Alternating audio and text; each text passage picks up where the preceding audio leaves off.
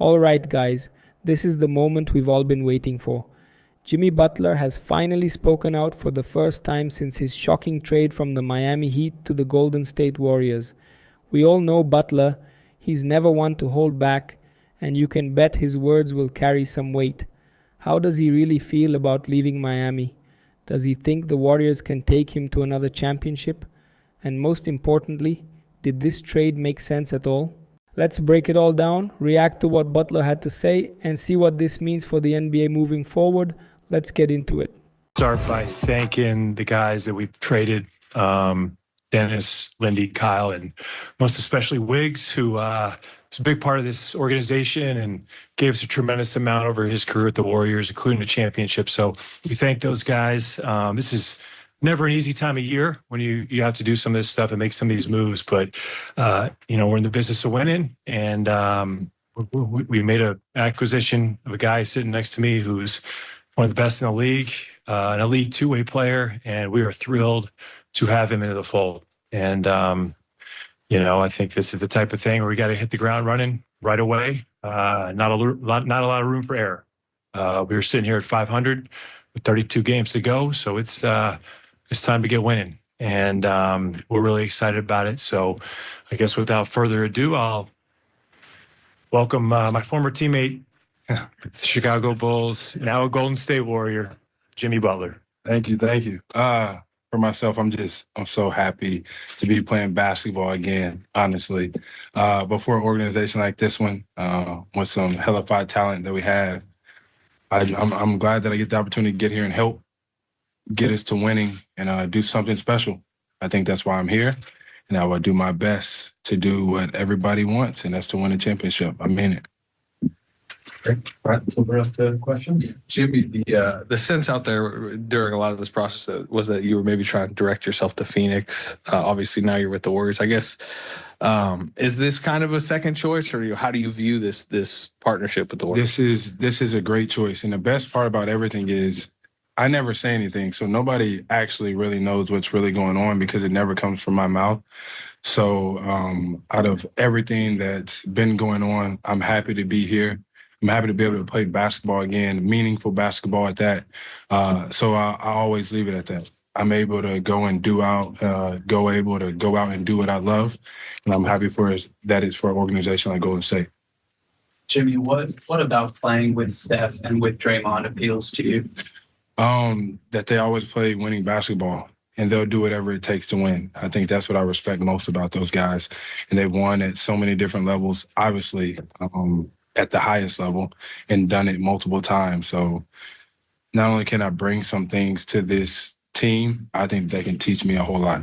Certainly else competed against the Warriors for years, and knowing your own personality, how do you foresee your personality type fitting with the guys that have been here? Hell, I think I'm going to fit right in. It's all about winning. So whatever happens. But at the end of the day, if it's for the right reasoning and it's to get a W in that column, what else really matters? Jimmy, where are you at mentally right now? What has this time been like? Yeah. And how did you help yourself get through the roughest of the days during this absence? I'm at a really good place mentally. This mini break that I didn't want but had during the year, I got to spend more time with my kids, more times with my loved ones, and to reflect on a lot. But I'm in shape. I'm ready to go. I've been training. I've been running up and down, laughing, smiling, and having fun. But now I get to do one of the things that I love more than anything, and that's to compete. You expected that you Saturday? I would think so. I hope so. We got to ask the boss. We hope so. Yeah. I'm ready. Yeah. Saturday it is. Jimmy, Draymond had said the reason why he thinks this is going to fit is because you're a winner, they're a winner. I think he even said you're a certified effing winner. Yeah. How do you think your personality and the way you play is going to mesh with Draymond? And also, how do you feel about playing with a shooter like Steph? I don't know if you've ever had one like that, guy like that. I think our personalities are going to be fine. I would like to say that I am a winner. I haven't won it, but I would like to call myself a winner. I do want to win it being a championship. And as far as playing with Steph, I mean, everybody knows he's the greatest shooter in the world, greatest shooter in history.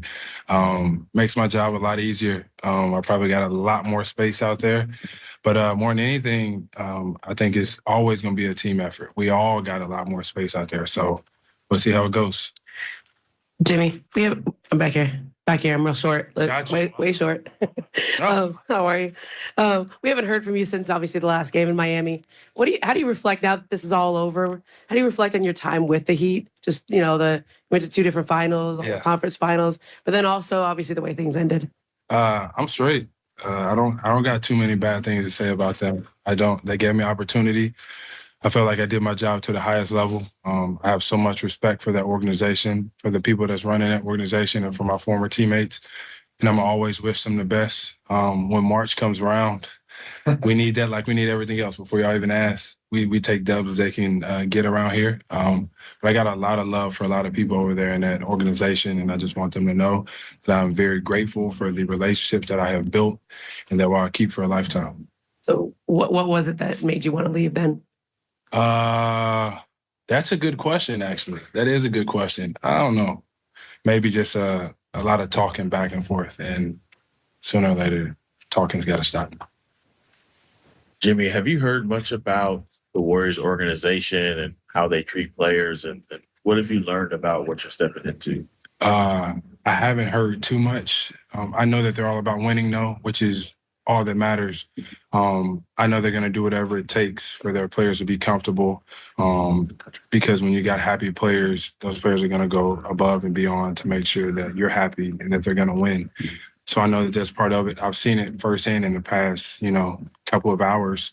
I'm here talking to each and every one of you, and they're making sure that I have everything that I need, that I'm ready to go now, and forever I'm ready to suit up on Saturday. So I get a good grip of it. And as a high IQ guy, how do you see yourself fitting like on the court and their play style and what you bring to the table? We good. Pass the ball to Steph and get out the way. Easy. That's okay. He can still make it. I saw it in the Olympics.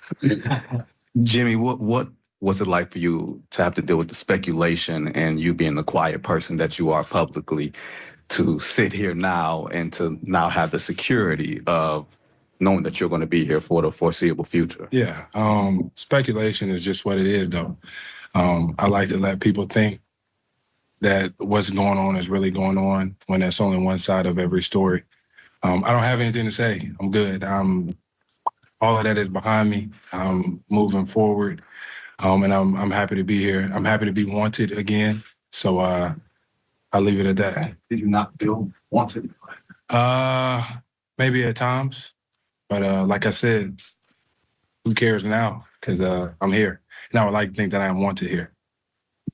Jimmy, one of the last times we heard from you, was when you said that you just wanted to find your joy in basketball again, and you didn't think that you could find it in Miami. Is it as simple as New Jersey and you're back? This is joy? Yeah, I got a feeling I'm finna be back in a big way too. So I'm smiling. Like I said, I've been going at it. I've been training. I've been doing everything I'm supposed to be doing. I know that I have my joy back now. I'm in a different situation, different group of guys. I can't wait to get out there and compete. I've had all the family time that I need. I do want my those my guys. Yeah, those my guys. Yeah, I'm gonna be ready to go. And I hear the coffee's pretty good in the Bay too. So, Jimmy, are there any regrets on how this whole process played out? Only one. I just opened my coffee shop in Miami and can't go there no more. So we're gonna have to figure out a way to get one in San Fran. It's in the works to open up in the Bay? I damn sure hope so. All right, we'll end with Anthony. We got a game to play. Yeah. How big a part of this was the extension that you signed and the fact that it lines up with Steph? Yeah. I'm not going to say that was a big part, but I'm happy about it. I am happy about it. I think the biggest part was just getting me to be able to play basketball again. I just want to be able to go out there and do what I've been doing for a very long time and have fun and smile and rip and run and not feel like I'm just doing cardio majority of the game. So I'm very, very, very happy that I'm not getting suspended no more.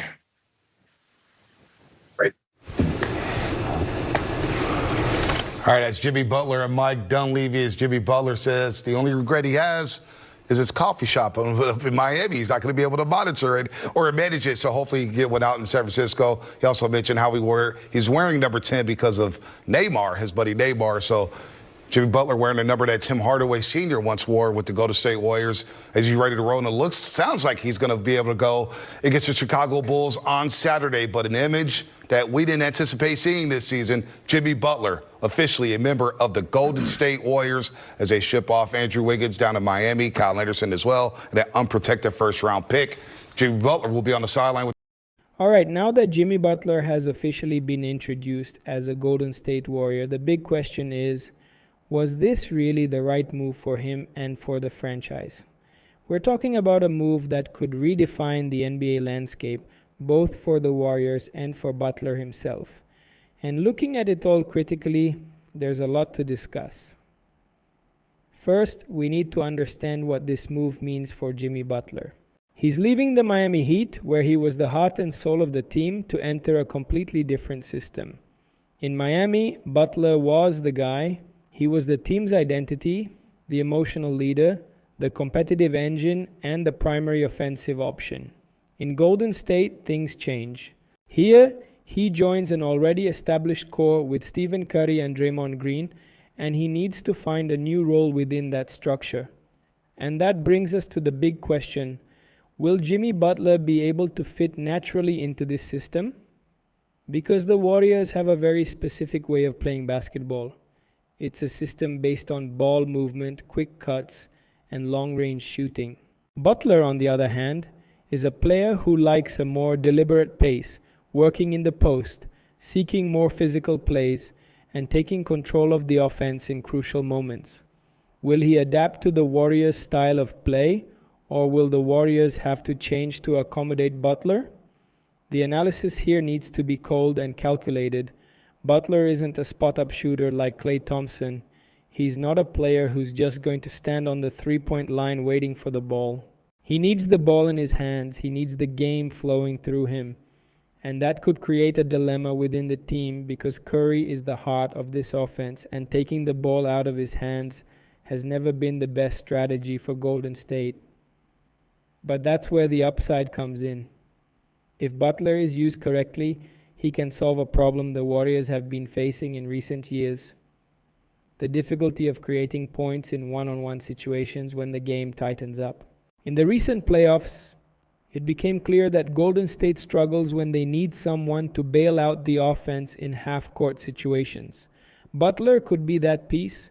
He's one of the best players in the NBA when it comes to isolation plays, creating space, and attacking the basket in crucial moments. And what about defense?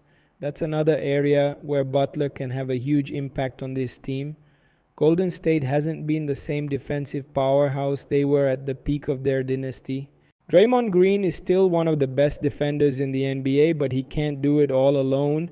Andrew Wiggins has had ups and downs. Klay Thompson isn't the same defender he used to be, and the team's defensive rotation has shown weaknesses. With Butler, the Warriors gain an elite defender, a player who can guard the league's biggest stars and bring a new intensity to that end of the court. But, like any big change, there are risks. Butler has a history of frustration when he feels the team around him isn't playing with the same intensity he demands. That's happened in Chicago, Minnesota, and even in Miami, where despite the success, we saw moments of tension between him and the team. Will Golden State's more relaxed and lighthearted environment mesh with Butler's aggressive and intense style? Will he adapt to the Warriors' culture, or will we see internal clashes throughout the season? Brian Windhorst has analyzed many moves like this over the years, and he always emphasizes the importance of team chemistry.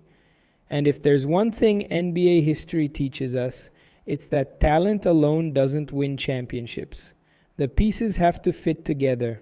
And looking at it from the Warriors' side, this trade represents a high-stakes gamble.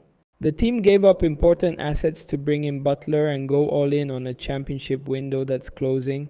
Curry is still playing at a very high level, but he's already 36 years old.